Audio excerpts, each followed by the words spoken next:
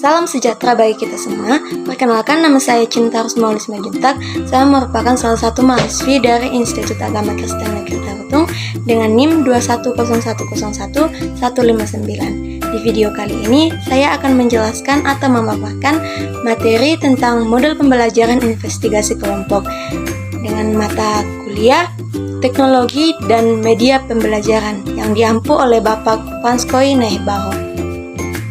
Nah, adapun pembahasan yang akan saya bahas di video ini, yang pertama pengertian model pembelajaran investigasi kelompok, yang kedua manfaat model investigasi kelompok, yang ketiga ciri-ciri, yang keempat kelemahan, dan yang terakhir kelebihan. Nah, yang pertama pengertian model pembelajaran investigasi kelompok. Model pembelajaran investigasi kelompok merupakan model pembelajaran kooperatif yang melibatkan siswa secara maksimal dalam kegiatan pembelajaran, mulai dari merencanakan topik-topik yang akan dipelajari, bagaimana melaksanakan investigasinya, hingga melakukan presentasi kelompok dan evaluasi.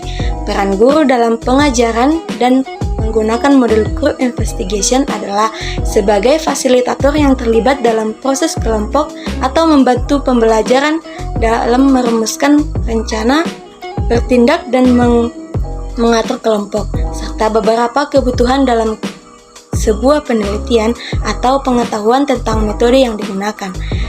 Menurut Kumasi dan Sani 2015, model pembelajaran group investigation ini ada 3 konsep utama, yaitu penelitian, pengetahuan, dan dinamika kelompok. Pembahasan selanjutnya yaitu manfaat model investigasi kelompok.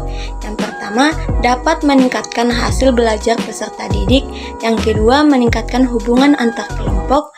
Yang ketiga, meningkatkan rasa percaya diri dan memotivasi belajar. Yang keempat, menumbuhkan realisasi kebutuhan peserta didik untuk belajar berpikir dan belajar kooperatif dapat diterapkan untuk berbagai materi ajar seperti pemahaman yang rumit, pelaksanaan kajian proyek, dan latihan pemecahan masalah. Yang kelima, memadukan dan menerapkan pengetahuan dan keterampilan bersama kelompoknya dalam mencari materi hingga mengelola materi bersama kelompoknya. Yang keenam, meningkatkan perilaku dan kehadiran di kelas. Yang ketujuh, meningkatkan perilaku karena tidak memerlukan biaya khusus untuk menerapkannya. Pembahasan selanjutnya yaitu ciri-ciri esensial pembelajaran investigasi kelompok. Yang pertama, peserta didik bekerja dalam kelompok-kelompok kecil dan memiliki independensi terhadap guru. Yang kedua, kegiatan-kegiatan peserta didik terfokus pada upaya menjawab pertanyaan-pertanyaan yang telah dirumuskan. Yang ketiga, kegiatan belajar peserta didik akan selalu mempersyaratkan mereka untuk mengumpulkan sejumlah data, menganalisa, dan mencapai beberapa kesimpulan. Yang keempat, peserta didik akan menggunakan pendekatan yang beragam di dalam belajar. Dan yang kelima, hasil-hasil peneliti. Pembahasan selanjutnya yaitu tentang kelebihan investigasi kelompok. Yang pertama, dirancang untuk membantu terjadinya pembagian tanggung jawab ketika siswa mengikuti pembelajaran.